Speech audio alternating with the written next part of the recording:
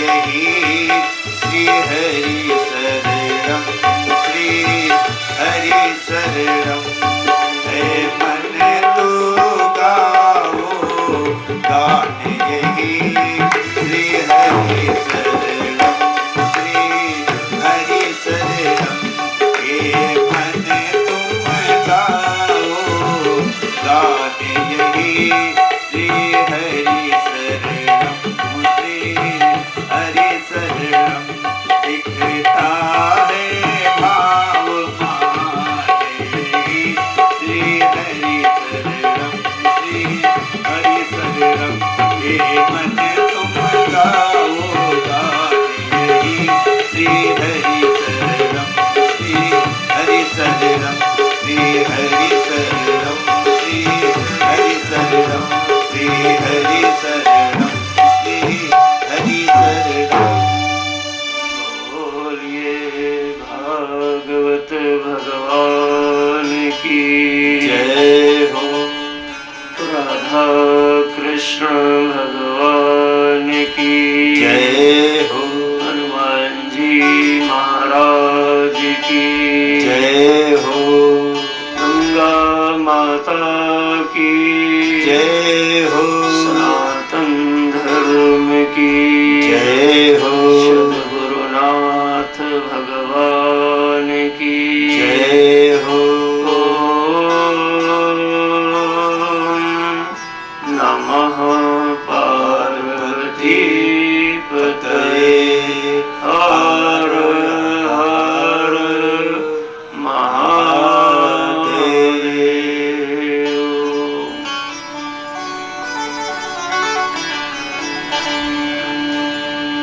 माता शई और गोमती के पावन संगम तट पर अवस्थित भगवान रामेश्वरम धाम के पावन इस तीर्थ क्षेत्र के अंतर्गत अवस्थित इस मां बनसती कॉलेज प्रांगण के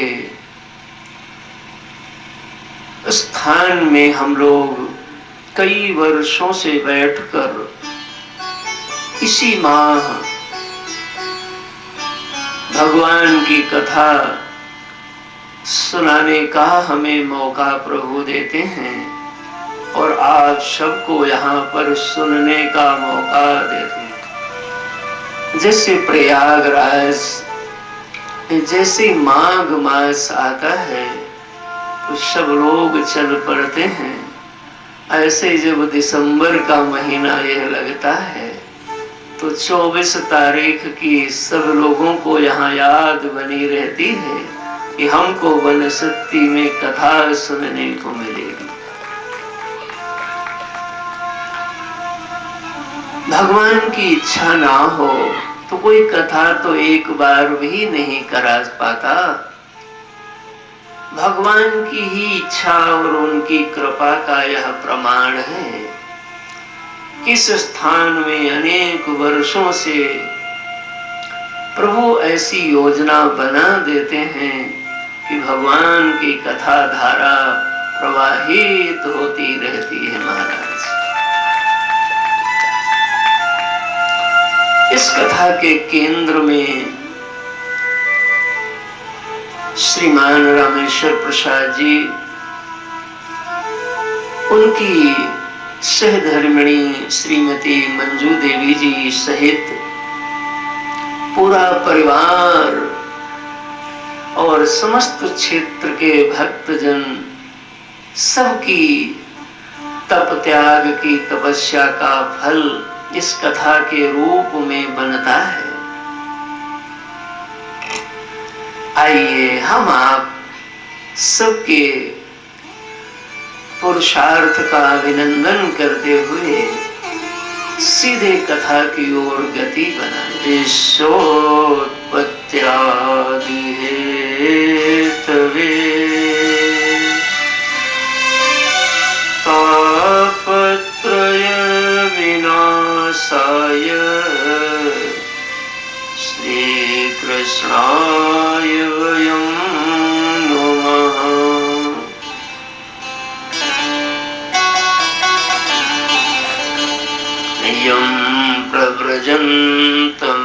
पेतं पेत कृत्यम् द्वैपायनो विरह कातर आजुहाव पुत्रेति तन्मयतया सर्वोऽभिनेदुः तं सर्वभूतहृदयं मुनिमानतोऽस्मि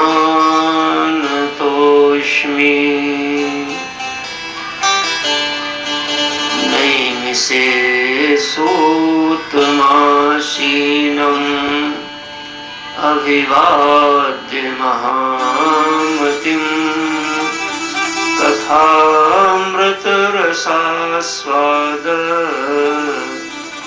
कुशलः शौनको ब्रवीत्।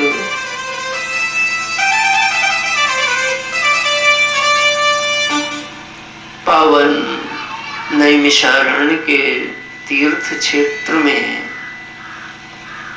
88,000 ऋषिगण एकत्रित हुए।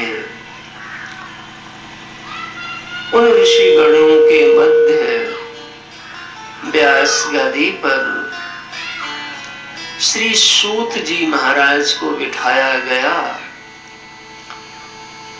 और शौनक जी प्रश्न करते हैं और इस संवाद के बीच से कथा का प्रकटन हो रहा है। भागवत की कथा का मूल प्रारंभ होने से पहले भागवत की महिमा को गाया गया। भागवत क्या है और भागवत की महिमा क्या है? हमको भागवत सुनने से पहले यह समझना भी चाहिए कि भागवत जी क्या है और भागवत जी की महिमा क्या है। भागवत जी एक मलिन व्यक्ति को साफ करने के लिए मानो साबुन है। भागवत जी एक निर्धन व्यक्ति को धनी बनाने के लिए मानो धन है। भागवत जी एक अज्ञानी व्यक्ति के लिए मानो ज्ञान है। भागवत जी प्रेम के इच्छुक प्रेमी के लिए प्रेम का पुंज है। भागवत जी भगवान को खोजने वाले भक्तों के लिए साक्षात भगवान हैं। भागवत जी धर्म चाहने वालों के लिए साक्षात शिव के स्वरूप हैं। भागवत जी कामनाओं की इच्छा को लेकर के विचरण कर रहे ऐसे कामनावान पुरुषों के लिए कल्प वृक्ष हैं। भागवत जी भवरोग के रोगी के लिए परम औषधि हैं। भागवत जी जीवित मनुष्य के लिए जैसे प्राण है वैसे साधना के लिए भागवत जी प्राण है। भागवत जी निर्धन का बल है और अनाश्रित का परम आश्रय है। हे भक्तजनों, इस भागवत जी के महात्म में पहले तो ज्ञान वैराग्य सहित उनकी माता भक्ति को पुष्ट किया गया, उनके दुख को दूर किया गया। जिसके जीवन में ज्ञान माने यहाँ विवेक, विवेक और वैराग्य और भक्ति ये तीन ठीक नहीं होंगे, उस व्यक्ति का बाकी ठीक होगा इसमें संदेह बना रहता है। इसलिए भागवत जी सबसे पहले यह कथा सुनाते हैं कि यमुना के किनारे देवर्षि नारद जी विचरण करते हुए देखा कि माता भक्ति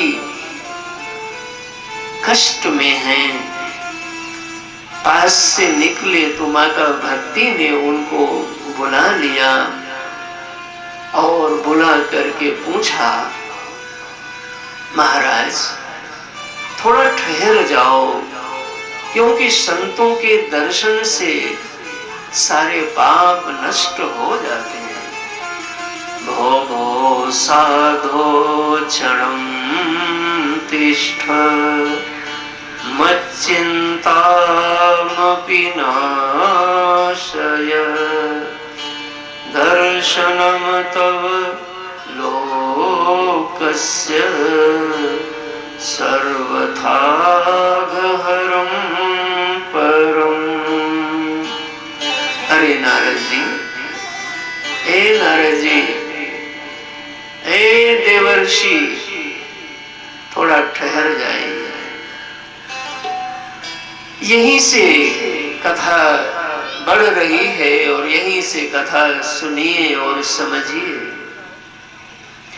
जिसके पास संतों से समाधान पाने की मति बनने लग जाए तो समझना अब समाधान अवश्य मिल ही जाएगा। जो भी बैठे हुए हैं उनसे प्रार्थना है, कथा सुनिए। ये जीवन व्यवस्था बनाते बनाते ही आदमी कहता है कुछ बन ही नहीं पा रहा। अरे जब नहीं बन पा रहा है तो थोड़ी देर चैन से बैठो, कथा सुनो, बाद में फिर बनाने। थोड़ी देर भगवान की ओर बैठिए और यह कहिए कि प्रभु जो हम नहीं बना पा रहे हैं उसको आप बना दीजिए। जब तक अपना अभिमान रहता है भगवान किनारे बैठे रहते हैं, और जब हम शरणागत होते हैं तो फिर भगवान अपनी कृपा का दर्शन करते हैं। देवर्षि नारद जी को माता भक्ति ने रोका, पूछा और परिचय हुआ। कथा बहुत विस्तार है, आप सब सुनते ही हैं। सार यह है कि जीवन में जब दुख है तो किसी संत को रोकिए, आप किसी संत के पास जाइए, किसी संत का आश्रय लीजिए। और भागवत का यह विश्वास है कि जब सबसे बड़ी मां भक्ति, उनका भी दुख देवर्षि नारद जैसे संतों से दूर हो गया तो आपका दुख भी अवश्य दूर हो जाएगा। नारद जी को भगवान के ऊपर भरोसा है। जिसको भगवान के ऊपर भरोसा है उसी का नाम संत है।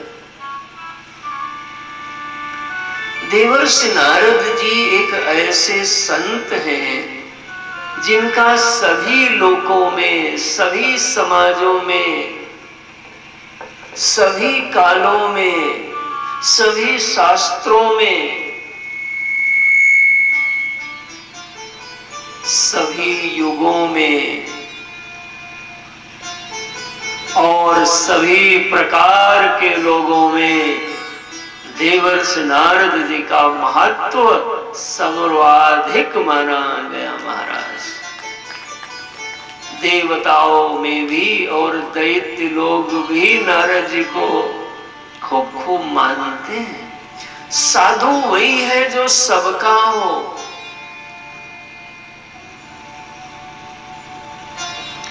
नारद जी भगवान की महिमा को देख चुके हैं, इसलिए उनको भक्ति माता के दुख दूर करने के लिए प्रयास में विश्वास है।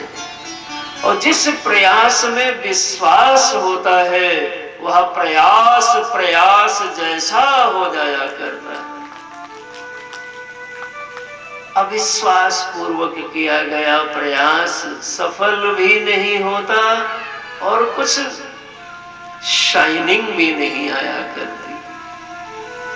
नारद जी ने देखा है कि भगवान का हृदय कितना कोमल है, इसलिए कहते हैं माते वृथा खेदय से बाले अहो चिंता तुरो कथम श्री कृष्ण चरणाम्भोजं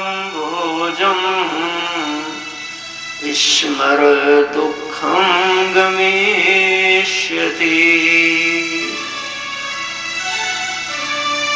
इति निश्चित्य चिद्रूपः सद्रूपा त्वां ससर्जः परमानंद चिन्मूर्तिं सुंदरी कृष्णवल्लभा।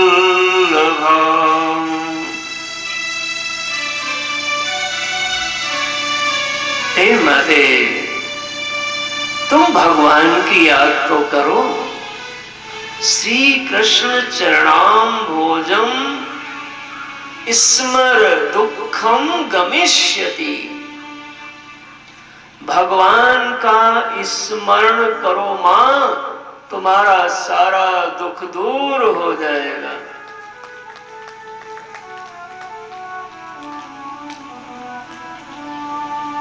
ये जो सज्जन बात कर रहे हैं उनसे जरा हमारा निवेदन है कि बात न करें, और बहुत जरूरी बात हो तो कथा न सुनिए, घर चले जाइए अपने।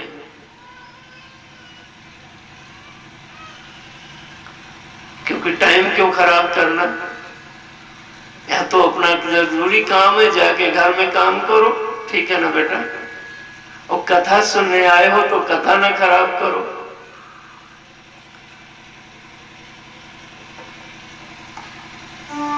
ए मां, भगवान की याद कर लो, दुख चला जाएगा।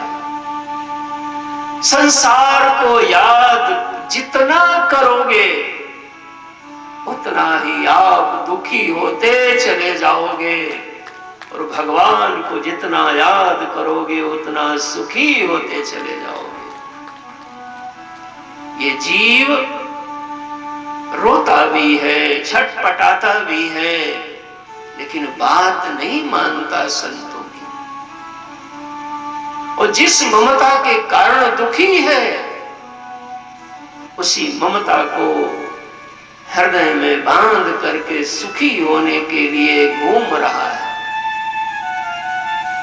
जैसे लकड़ी गीली हो तो जलती भी नहीं ठीक से, और जलाने वाले को भी कष्ट देती है। वैसे ही ममता खुद को भी दुख देती है, और जो ममता से छुड़ा करके आगे बढ़ाना चाहते हैं उनको भी परेशान कर दी।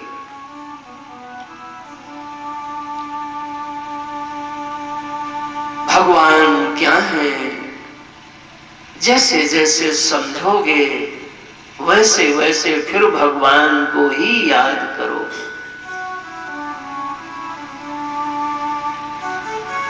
क्योंकि तुम विवेकी हो, नासमझ नहीं हो।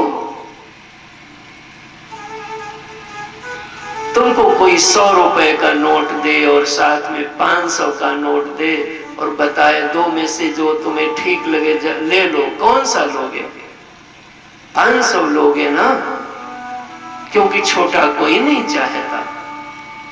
संसार 100 रुपए का नोट है और भगवान 500 का नोट है, ये समझ लो भाई। ये मैंने सीमा में भगवान नहीं आते, ये तो मैं आपको समझाने के लिए बता रहा हूं। भगवान को कोई सीमा में नहीं बांध सकता, वो अनंत है। हे भाई, भगवान का जिसके जीवन में स्मरण है वही दूसरे के जीवन में स्मरण भी करा सकता है।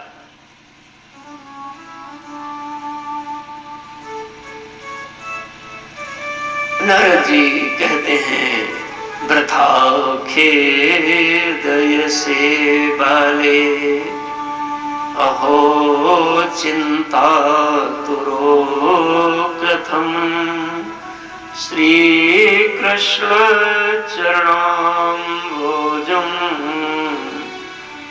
स्मर दुःखं गमिष्यति।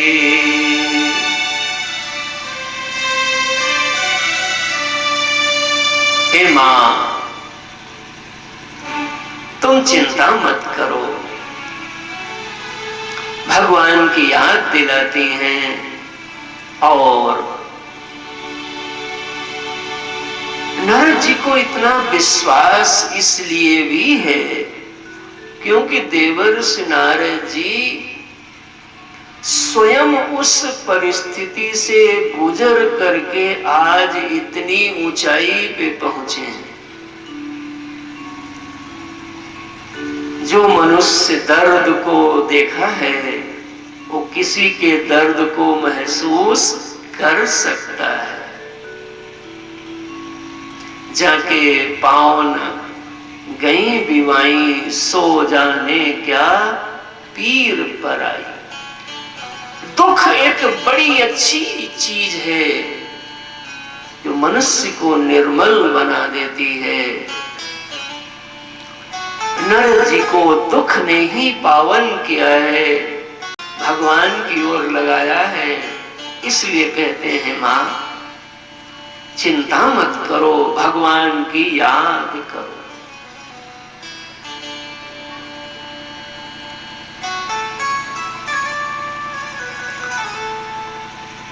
भक्ति में भगवान की और भगवान को मानना, यही भक्ति का सार है, निचोड़ है। भगवान को मानो। ज्ञान में जाना जाता है, भक्ति में माना जाता है।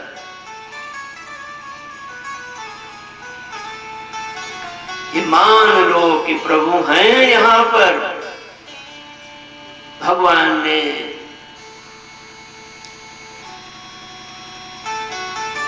नारद जी भगवान के मन है।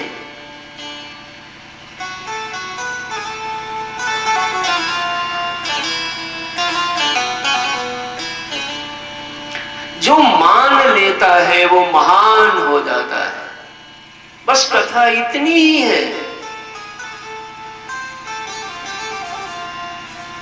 सबकी सब नहीं मान पाएंगे, तुम जिसकी मान सकते हो चुन लो।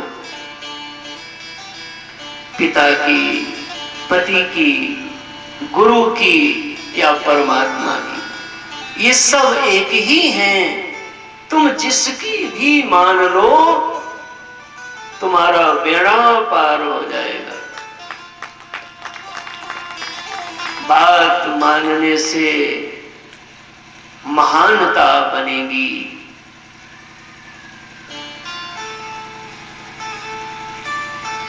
एक ऋषि आते हैं वेदों में जिनका नाम है धौम्य ऋषि।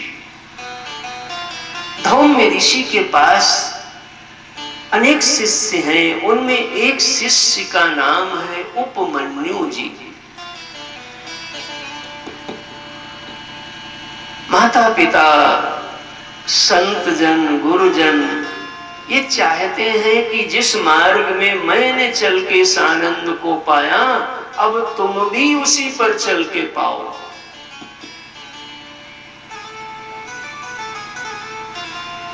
धौम्य ऋषि उपमन्यु को गाय सेवा में लगाया और कहा, बेटा तुम गो सेवा करो। गो सेवा करते करते एक दिन गुरुदेव ने उपमन्यु से कहा, उपमन्यु सामने आए होंगे प्रणाम करने के लिए, तो देखा कि उपमन्यु जी खूब हृष्ट पुष्ट, मोटे तगड़े, स्वस्थ दिखे। तो गुरुदेव ने कहा, उपमन्यु तुम क्या खाते हो? तो कहा, गुरुदेव वहां गोचरण करते हैं और भिक्षा मांग लेते हैं, उसी को पाते हैं। गुरुदेव ने कहा, गलत। शिष्य को भिक्षा मांग करके स्वयं नहीं खाना चाहिए, उसको गुरुदेव को देना चाहिए, और जो गुरुदेव प्रदान कर दे उसको पाना चाहिए। उपमन्यु ने बात मान ली। अगले दिन से भिक्षा मांग के आते, गुरुदेव को दे देते। गुरुदेव परीक्षा ले रहे थे तो गुरुदेव उसमें से कुछ देते ही नहीं। तो उपमन्यु जी वहां जाते तो फिर से दोबारा भिक्षा मांग लेते। कुछ दिन बाद गुरुदेव ने पूछा कि उपमन्यु, हम तो तुमको कुछ देते नहीं, तो अब क्या खाते हो? तो कहा, हम दोबारा एक बार मांग के लाते, तुम्हें दे देते, फिर दोबारा मांग लेते। गुरुदेव ने कहा, ये तो गलत, दोबारा नहीं मांगना चाहिए। उपमन्यु ने फिर बात मान ली। कहा, गुरुदेव अब दोबारा मैं नहीं मांगूंगा। देखो, कुछ दिन के बाद गुरुदेव ने फिर पूछा, उपमन्यु क्या खाते हो? तो कहा, मैं गाय चराता हूँ, तो जो गैया दूध देती तो बछड़ा लोग जब थन में दूध पीते हैं तो मैं भी उनके थन में मुंह लगा देता हूँ, और मैं भी थोड़ा वो पीते थोड़ा मैं पी लेता हूँ, तो मैं भी। गुरुदेव ने कहा, ये तो गुरु की गाय है और उसका दूध पीते हो, गलत मत पिया करो, मना कर दिया, बात मान ली। कुछ दिन बाद फिर पूछा, उपमन्यु आप क्या खाते हो? उपमन्यु जी ने कहा, गुरुदेव अब मैं थन से जो गौ माता का दूध है वो तो नहीं पीता हूँ, लेकिन जब बछड़े दूध पीते तो बछड़ों से जो उनके मुंह के आसपास जो दूध का फेन निकल आता है पीते पीते, तो मैं उनके उस फेन को, मुख को चाट लेता हूँ, उससे मेरा पेट भर जाता है, ऐसे रहता हूँ। गुरुदेव ने कहा, गलत, ये मत किया करो। बछड़े लोग तुमको देख करके दया करते होंगे तो ज्यादा दूध मुंह से निकाल देते होंगे, तुम किसी का हक खाते हो, ये मत करना, गलत।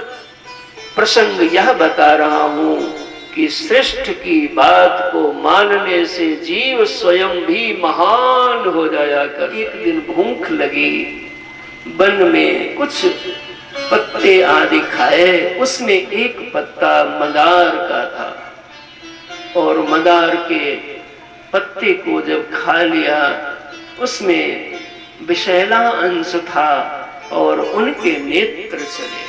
डरना नहीं, भगवान के मार्ग में जो जाता है वह तो लौट के आता ही है और अनंत गुना फल भी लेके आता है। कुछ नहीं बिगड़ेगा तेरा, हरि शरण आने के बाद। कुछ नहीं बिगड़ेगा तेरा, हरि शरण आने के बाद। कुछ नहीं बिगड़ेगा तेरा, हरि शरण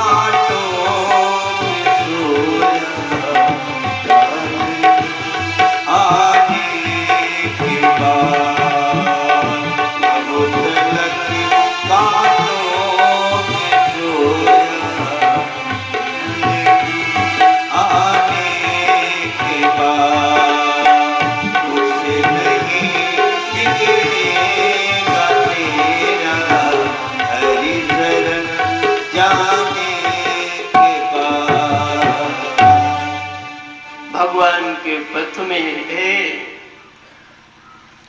बिगड़ने की बात सोचा ही मत करो। कभी कभी भगवान जब नया बनाना चाहते हैं तो पुराना तोड़ के नया बनाया करते हैं। जीव जीव के जैसे सोचता है और भगवान भगवान के जैसे सोचते हैं। उपमन्यु भैया ने मंदार का पत्र खा लेने के कारण से विष शरीर में व्याप्त हुआ, नेत्र चले गए, लेकिन गो सेवा नहीं छोड़ी, सद्गुरु का भरोसा नहीं छोड़ा। यतात्मा दृढ़ निश्चय।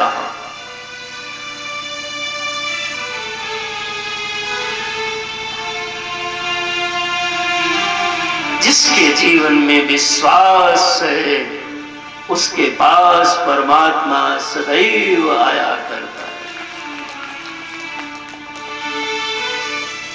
अब नेत्र से नहीं तो टाप चल गो माताएं चलती, उनकी उस चाल को सुन के गोचरण कर दे।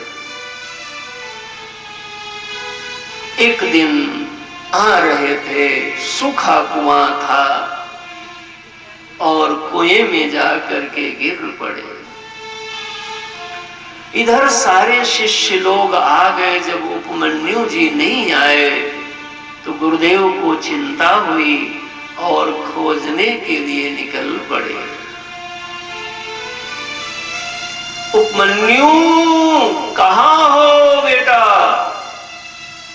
खोजते खोजते कुएं से आवाज आई, गुरुदेव मैं यहां हूं। उपमन्यु की ऐसी निष्ठा देख करके अश्विनी कुमार उसी कुएं में पधार गए और अश्विनी कुमारों ने उपमन्यु को माल पुआ दिया, दिव्य पुआ दिया। कहा उपमन्यु ये पुए तुम खा लो, जैसे पुए खाओगे तो तुम्हारे नेत्र वैसे ही प्रकट हो जाएंगे। उपमन्यु ने कहा नहीं मैं नहीं खाऊंगा, क्योंकि मेरे गुरुदेव ने आज्ञा दिया है कि जो प्राप्त हो उस पे पहला अधिकार सदगुरुदेव का है। इसलिए मैं पहले ये पुआ अपने गुरु को अर्पण करूंगा, उसके बाद जो प्रसाद देंगे मैं उसको पा लूंगा। अश्विनी कुमारों ने कहा उपमन्यु जी आज के पहले जब तुम्हारे गुरुदेव किसी के शिष्य थे तब उनके गुरु ने भी ऐसी ही परीक्षा लिया था और वह भी इसी कुएं में गिर गए थे। उनके लिए भी मैं ये पुआ लेके आया था, लेकिन उन्होंने पुआ तो खा लिया था। उसी समय गुरुदेव प्रकट हुए। बोलिए गुरुदेव भगवान की जय। उपमन्यु उन पुआ को गुरु को अर्पण किया। गुरुदेव ने हाथ से स्पर्श करके उपमन्यु को दिया और कहा उपमन्यु इन देवताओं के विधान से नेत्र तो तुम्हारे तुरंत ठीक होंगे, लेकिन मैं तुम्हें आशीर्वाद देता हूं सारी ब्रह्म विद्या अभी तुमको सारा वेद वेदांग का जो ज्ञान है अभी तुमको प्राप्त हो जाए। हे भक्तजनों, जो भगवान की और भगवान के भक्तों की बात मानता है उसका यह लोक भी मंगल होता है और परलोक भी मंगल हो जाया करता है। ऐसे भक्तों में देवर्ष नारद जी का एक बड़ा नाम है। आज भक्ति माता को समझा रहे हैं, गीता सुनाई, रामायण सुनाई, लेकिन जब नई काम बना तो चिंता हुई और चिंता से युक्त होकर के विचरण करने लगे। और विचरण करते करते श्री बद्री का आश्रम अर्थात उत्तराखंड की भूमि में पधारे। वहां पर श्री सनत कुमार, सनत, सनंदन, सनातन और सनक, चार भाई एक साथ रहते हैं। इनको सनत कुमार कहते हैं, ब्रह्मा के पुत्र हैं। चारों लोगों में एक नियम है कि एक भाई कथा कहता है और बाकी के लोग बैठ के सुनने लगते हैं। देवर्ष नारद जी मुख मलिन लेकर के विचरण कर रहे हैं। भक्त का जब मुख मलिन हो जाए तो महापुरुषों को चिंता होती है कि आखिर कारण क्या होगा। अरे तुम भगवान के भक्त हो, तुम्हारे पास उदासी, निराशा, ये ठीक नहीं है। ये संसारियों के लक्षण होंगे। और देखिएगा आप, मैं दिखाना चाहता हूं कि लोक विग्रह मुक्तस्य नारदस्य स्थिरस्य च विधि श्रवे कुतः प्रीतिः संयोगः कुत्र तैः सह।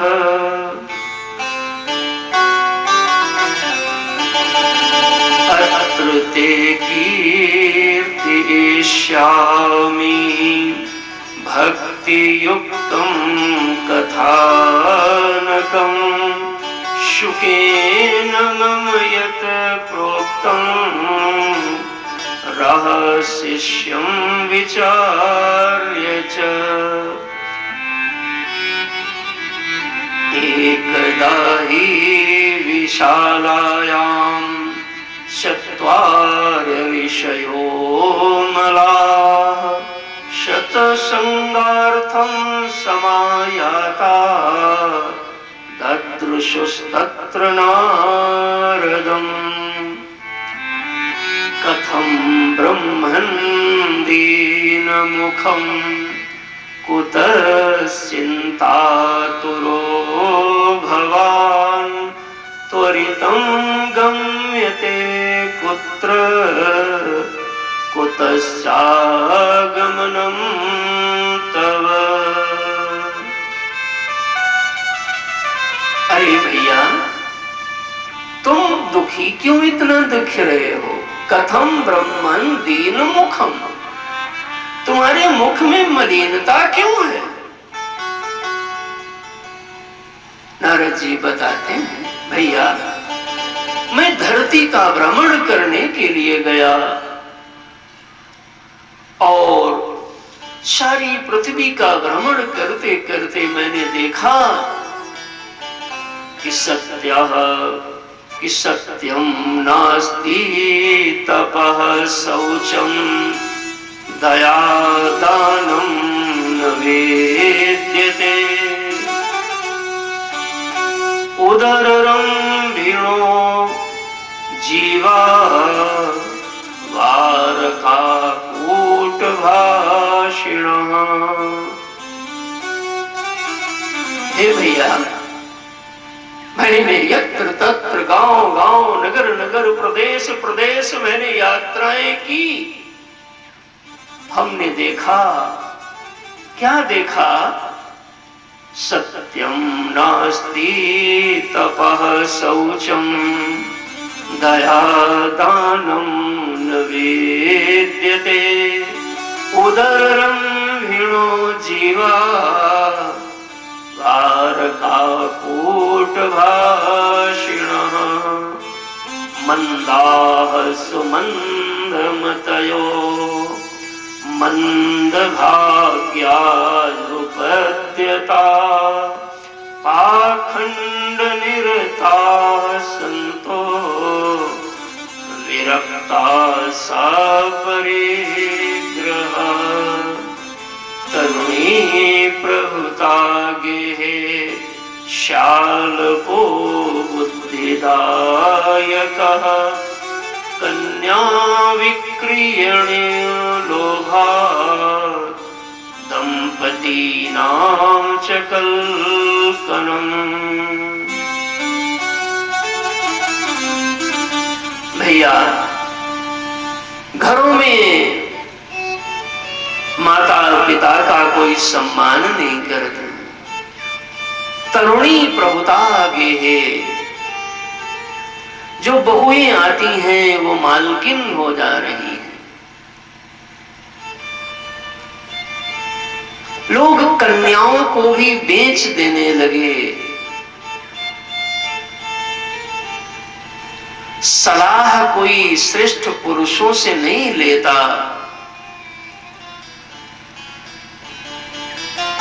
लोगों के भाग्य भी बड़े मंद हैं।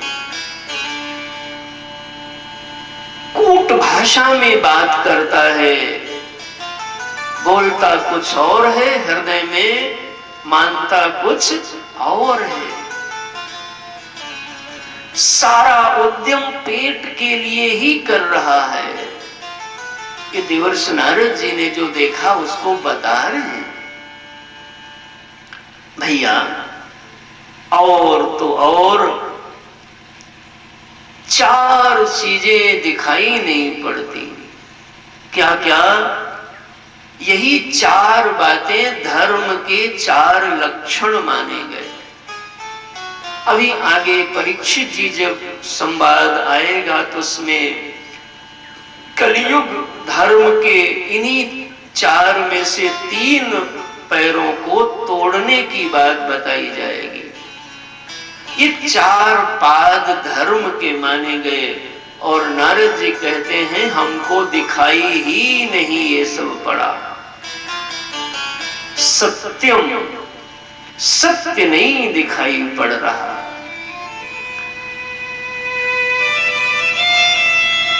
तप नास्ति सब में जुड़ेगा। सत्यम नास्ति, तपः नास्ति, शौचम नास्ति, दया दानम नास्ति च। सत्य नहीं दिखता। सत्य नहीं दिखता मतलब झूठ की प्रतिष्ठा है। तप नहीं दिखता मतलब आलस्य और प्रमाद प्रतिष्ठित है लोगों में।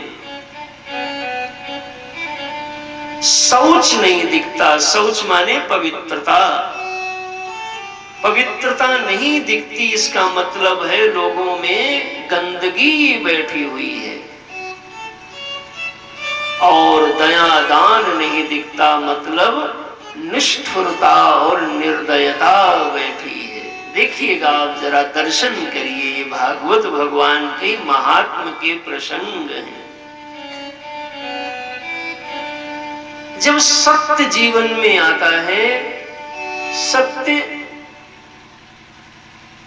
तो हमारे जीवन से असत्य को निवृत्त कर देता है, निकाल देता है। इसलिए जीवन में सत्य को लाने की कोशिश करो। तप माने होता है परिश्रम। तप माने केवल बैठ के साधना करना वो भी तप है, ध्यान करना वो भी तप है। तप का अर्थ है तप संयमने। परिश्रम करो, पुरुषार्थी बनो। मनुष्य की सबसे कीमती उम्र है बचपन, जिसमें लगभग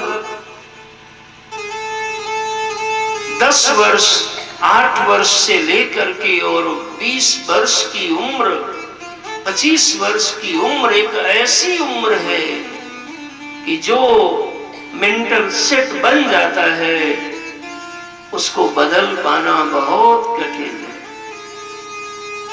जैसे सड़क का एक रूट बन जाता है, वैसे माइंड का भी एक हार्मोन्स रूट बना लेता है। कोई गलत चल गया तो उसको गलत चलना ही सही लगने लगता है, और कोई सही चल गया तो उसको सही चलना ही सही लगेगा। कोई नशे में, नशा पानी में कोई हो गया तो नशा ही उसको ठीक लगने लगता। माइंड हमारा उसी चीज को जस्टिफाइड करेगा। नारद जी कहते हैं मैंने देखा तप नहीं है। तप माने आलसी लोग हैं, दोपहर तक सोते रहते हैं, परिश्रम नहीं है, स्वास्थ्य नहीं संभाल पाए, श्वासों अनमोल श्वासें हैं, विद्या नहीं संभाल पाए, कारोबार नहीं संभाल पाए, धन नहीं संभाल पाए। ऐसे लोग केवल दूसरे के भरोसे जिएंगे, पराश्रयी हो जाएंगे। उनको 10-20 लाख की मदद कर दो, तुमको लगता है ठीक हो जाएंगे? करके देखो। जब तक मनुष्य यहां से ठीक नहीं होगा, अर्थात जब तक विवेक ठीक नहीं होगा, तब तक बाकी ठीक होगा ही नहीं। साहब भागवत सुनने आए हो तो जीवन में तप लाइए। तप माने परिश्रम करो, पढ़ाई के क्षेत्र में, कमाई के क्षेत्र में, धर्म के क्षेत्र में, संयम के क्षेत्र में। ये धर्म है। सत्य जीवन में रहे, झूठ ना रहे। कितनी भी बड़ी बात हो, झूठ नहीं, सही सही बताओ। नारद जी कहते हैं हमको दिखा नहीं सकते। तप माने जीवन में आलस्य प्रमाद ना हो, यह जीवन तप का जीवन है। तीसरा है शौचम। शौचम माने पवित्र जीवन नहीं दिखा, मतलब गंदगी है।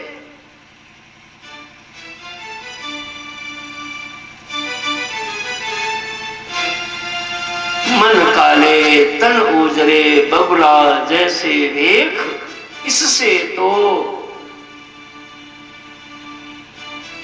कागा भले जो बाहर भीतर एक।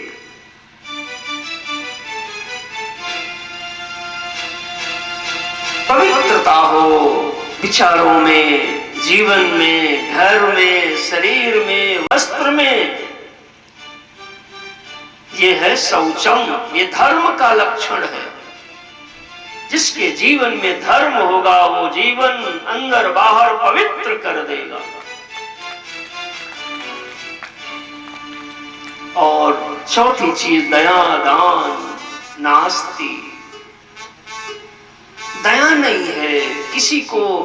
लोग शरीरों के अंगों को काट करके पैसा कमा रहे हैं, खाने की चीजों में मिलावट करके पैसा कमा रहे हैं, अपने देश का नुकसान करके पैसा कमा रहे हैं। दया दानम नास्ति। ये निष्ठुर लोग, निर्दयी लोग हैं। हम आगे बढ़े लेकिन ये काम न करें। भाई भाई का हक मार के न बढ़ा जाए, भाई भाई को बांट करके बढ़ा जाए। नारद जी सब देखते हुए और गंगा यमुना माता के तट पर पधारे, जहां भक्ति मैया से मुलाकात हुई। ज्ञान वैराग्य को स्वस्थ करने के लिए यत्न के बाद जब नहीं ठीक हुए, अब बताते हैं सनत कुमारों को कि भैया मैं चिंता में यही पड़ गया, क्योंकि व्योम वाचा आकाशवाणी ने कहा था कि सत्कर्म करो। अब सत्कर्म क्या है, मैं क्या सत्कर्म करूं? सनत कुमार कहते हैं, अरे इतनी सी बात तुमको नहीं समझ में आई? सत्कर्म सोच को नूनम ज्ञान यज्ञ स्मृतो बुधै श्रीमद् भागवतालापः शतो गीताः सुखादिभिः। भगवान की कथा यही सबसे बड़ा ज्ञान यज्ञ है, सबसे बड़ा सत्कर्म है। इसकी बराबरी और कोई नहीं कर सकता।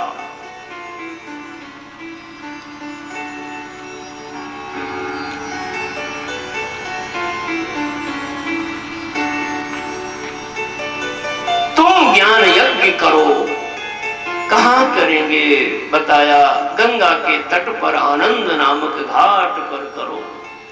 कौन सुनाएगा? मैं ही सुनाऊंगा, मुझे बुला लीजिए। सबको निमंत्रण गया और सब लोग आकर के बैठते हैं। किससे कथा सुननी चाहिए इसका भी विवेक रखिए। सनत कुमार का कैसा जीवन है, एक श्लोक देखो। सदा वैकुंठ निलया हरि कीर्तन तत्परा लीलामृत रसोन्मत्ता कथा मात्रैक जीवनम हरि शरणमेव हि नित्यं येषां मुखे वचः अतः काल समादिष्टा जरायुष्मान्निबाधते। सदा वैकुंठ निलया, जो कभी कुंठित नहीं रहते, सदा वैकुंठ भगवान के धाम में रहते हैं। और हरि कीर्तन यानी भगवान की यश गाने में बड़े तल्लीन रहते हैं, तत्पर रहते हैं। हरि शरण में, और उनके जीवन का आश्रय भगवान मात्र हैं। नित्यम येषां मुखे वचः, उनके मुख से हमेशा यही निकलता रहता है, हरि शरणम हरि शरणम। तो तुम भी 2 मिनट बोल लो, हरि शरणम हरि शरणम हरि शरणम हरि शरणम हरि शरणम हरि शरणम हरि शरणम हरि शरणम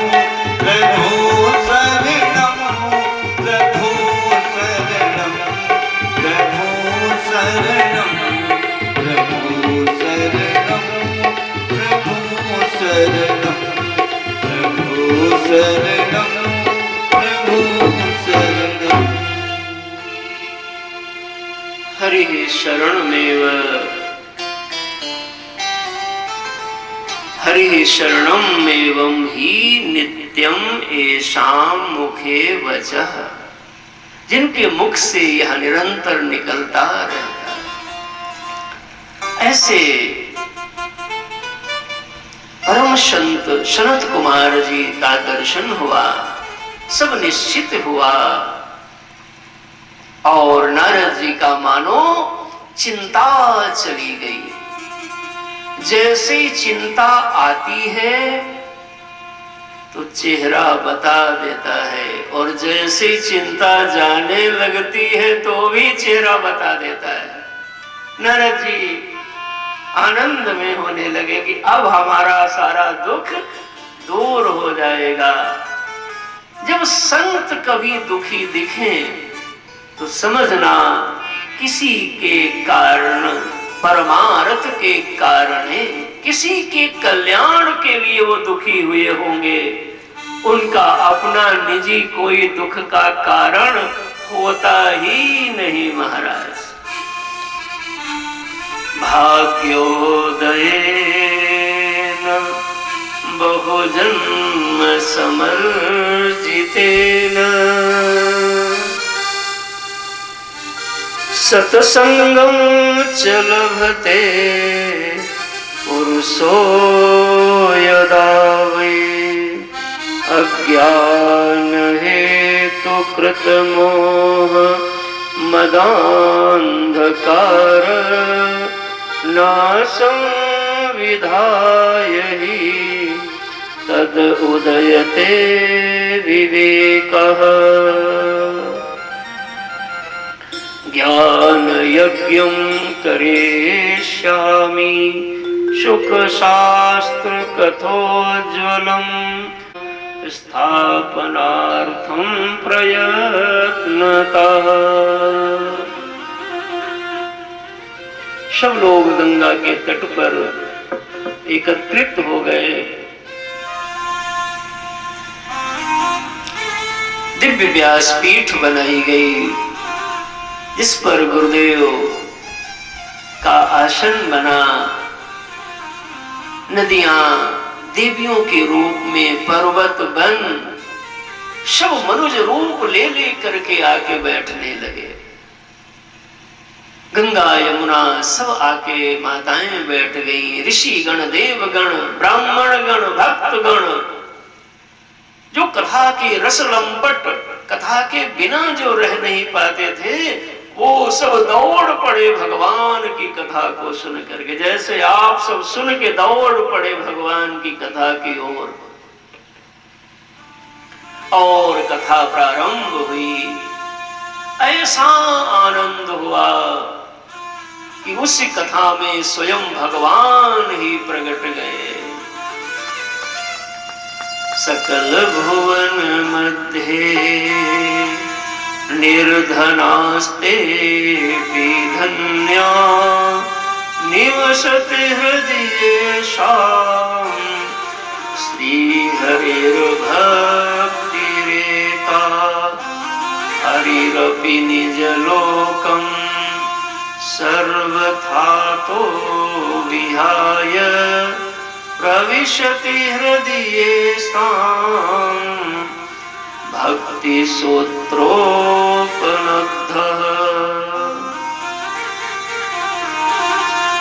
सभी भगवान प्रगटे, भक्ति माता स्वस्थ ही, विवेक वैराग्य स्वस्थ हो गए। इतना आनंद हुआ कि सब जय जयकार करने लगे। बोलो लक्ष्मी नारायण भगवान की जय, सच्चिदानंद भगवान